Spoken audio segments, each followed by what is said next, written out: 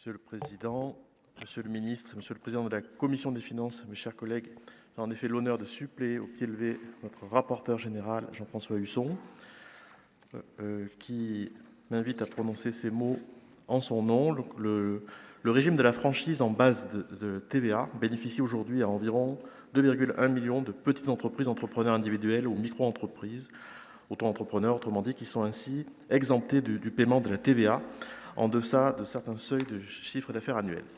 Révisé en loi de finances pour 2024 dans le cadre de la transposition d'une directive européenne avant de l'être à nouveau en loi de finances pour 2025, nous le verrons.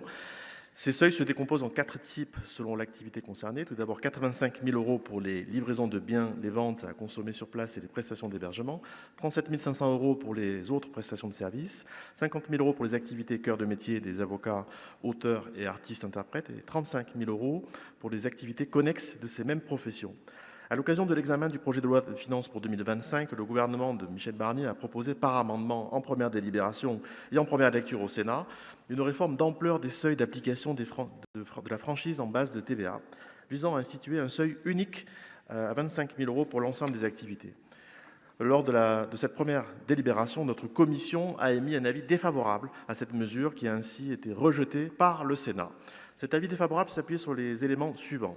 Tout d'abord, le caractère particulièrement tardif de la présentation de cette réforme, la nécessité de prendre en compte la diversité des situations et des tailles d'entreprise. Ensuite, le montant élevé d'une telle mesure d'augmentation des recettes fiscales, avec un impact récurrent en année pleine estimé à 780 millions € pour les finances publiques, dont environ la moitié pour l'État. Et enfin, le caractère limité du risque de distorsion et de concurrence au niveau européen, mis en avant par l'exécutif. Cependant, en seconde délibération, le gouvernement a redéposé un amendement identique auquel notre commission a alors donné un avis favorable, par solidarité avec la majorité gouvernementale et par souci de préserver le solde public. Cette mesure a ainsi été adoptée par le Sénat, puis dans le texte de la commission mixte paritaire, avant d'être finalement adoptée par les deux assemblées en lecture des conclusions de la CMP, à l'article 32 de la loi de finances initiale pour 2025. L'adoption de cette réforme a suscité de vives réactions parmi les acteurs économiques visés, notamment de la part des auto-entrepreneurs. Avec environ 134 000 entrepreneurs concernés, ceux-ci représentent en effet 2/3 des acteurs affectés par la perte du bénéfice de la franchise en base de TVA, résultant de l'abaissement du seuil de chiffre d'affaires à 25 000 €.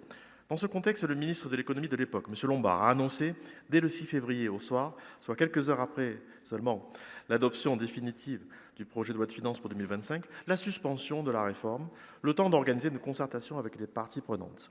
Cette suspension a ensuite été prorogée une première fois le 28 février jusqu'au 1er juin, avant d'être actée le 30 avril pour l'ensemble de l'année 2025, à la suite d'une pétition déposée sur le site du Sénat ayant recueilli plus de 100 000 signatures. Notre commission a conduit, au printemps 2025, une mission d'information flash afin d'entendre les différents acteurs concernés et faire la lumière sur les enjeux de cette réforme. À cette occasion, nous avons relevé, à l'initiative du rapporteur général, qui rapportait cette mission flash, l'improvisation et l'impréparation de cette révision significative des seuils de chiffre d'affaires et souligné leurs conséquences préjudiciables pour l'équilibre économique de nombreux secteurs d'activité et professions allant des avocats aux kinés. C'est dans ce contexte que s'inscrit cette proposition de loi visant à garantir un cadre fiscal stable, juste et lisible pour nos micro-entrepreneurs et nos petites entreprises, déposée à l'Assemblée nationale le 17 avril 2025 par M. Paul Midi. Le 2 juin 2025, l'Assemblée a adopté le texte en première lecture avec modification et à l'unanimité. L'article 1er prévoit ainsi l'abrogation de la révision des seuils de la franchise en base de TVA avec un retour aux 4 seuils de chiffre d'affaires antérieurement en vigueur. Quant à l'article 2, il vise, conformément aux dispositions de l'article 40 de la Constitution relative à la recevabilité financière des initiatives parlementaires, à gager la diminution de recettes de TVA pour l'État résultant de l'article 1er. Le dispositif proposé permet ainsi de conforter la sécurité juridique des acteurs économiques concernés, alors que la suspension de la réforme actée par le gouvernement repose à ce stade sur un simple rescrit de l'administration fiscale. Si aucun recours devant la juridiction administrative n'a été formé à ce jour, la direction de la législation fiscale a reconnu que, je cite, « toute association professionnelle qui aurait pour objet de défendre un secteur d'activité face à la concurrence déloyale aurait un intérêt à agir ». En vue d'assurer la sécurité juridique des acteurs économiques concernés, la Commission des finances vous propose donc, mes chers collègues, d'adopter la présente proposition de loi sans modification. Pour conclure, certains d'entre vous s'interrogeront peut-être sur le sort de l'article 25 du projet de loi de finances pour 2026 évoquée par Monsieur le ministre et qui propose une autre version de la réforme de la franchise en base de TVA.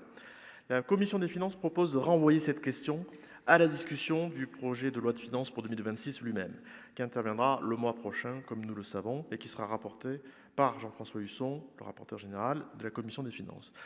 La présente proposition de loi permet, pour sa part, je l'ai dit, de sécuriser juridiquement la loi fiscale applicable actuellement, et la commission des finances propose, pour cette raison, de l'adopter dans une version conforme à celle adoptée à l'Assemblée nationale. Cela permettra une entrée en vigueur rapide du texte. C'est la raison pour laquelle la commission des finances a demandé le retrait des amendements qui ont été déposés sur ce texte. Je vous remercie de votre attention. Merci, cher collègue.